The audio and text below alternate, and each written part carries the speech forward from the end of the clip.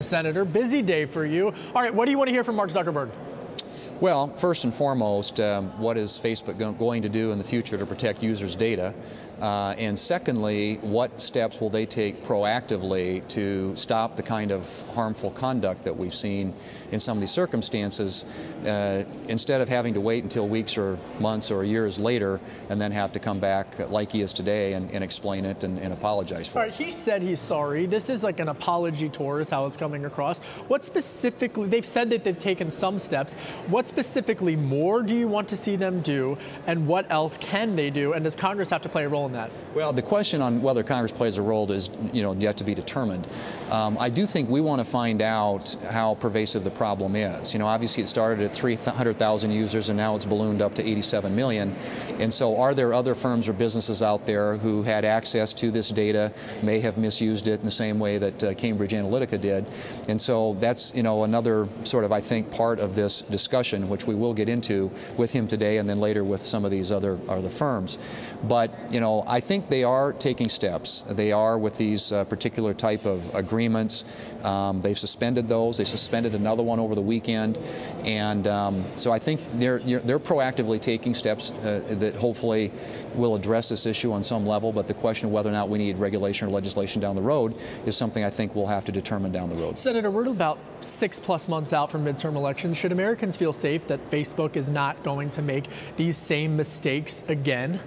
Yeah, I think that as we head into this next election, the one thing that became clear after 2016 is that their platform did get misused, and obviously there was the issue of Russian meddling in our election and using social media platforms in an inappropriate way. It seems to me, at least, that they get that, and they've put some safeguards in place. They have algorithms now. They use artificial intelligence to weed out some of these things. So I think the platform, in terms of those types of misuses of it, will be a lot cleaner going forward, a lot more transparent.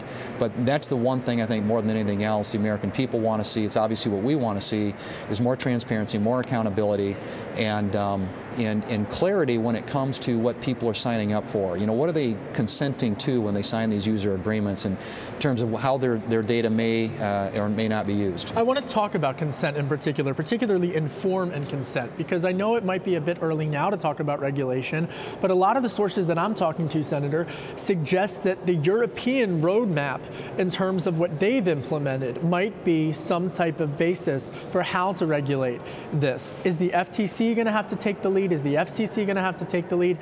Is the European model, what we could see potentially for data privatization efforts, something to look at? Well, it could be. I mean, the FTC has lead responsibility when it comes to enforcing privacy in this country, and it's an agency that's under our committee's jurisdiction, so we pay a lot of attention to that. But the Europeans have moved forward. They've developed a model and some protocols that they're going to put in place, and we're anxious to see how that works and how it's reacted to by social media companies. I don't think our companies are at this point heavily resisting the idea that there may need to be some form of regulation. Certainly Mark Zuckerberg has suggested that he's open to that. I think it's what form would it take, and will that European approach, that European model be effective? Will it work? And will it chill investment in these platforms and sort of undermine the amazing, I think, benefits that come with it? So those are the questions I think we're going to have to ask. I know you're busy. Last one on Facebook. Mark Zuckerberg, is he fit to lead the company?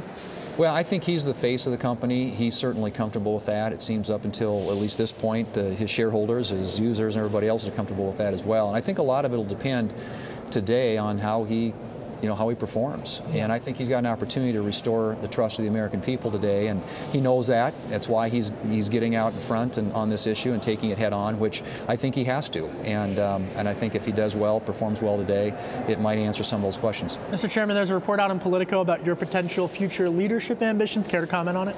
Nah, it's early. It's early? Yeah, that's right. I don't countenance well, when you're ready to talk about it, you know where to come. Thank you, Chairman. I appreciate it. Thank you.